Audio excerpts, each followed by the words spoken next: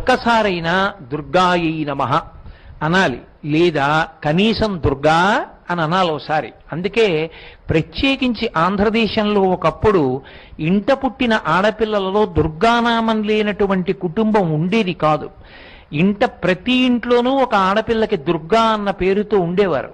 ఎందుచేత అంటే దుర్గా అన్న నామాన్ని నోటితో ఉచ్చరించినంత మాత్రం చేత అనేకమైనటువంటి ఫలితములు సంక్రమిస్తాయి.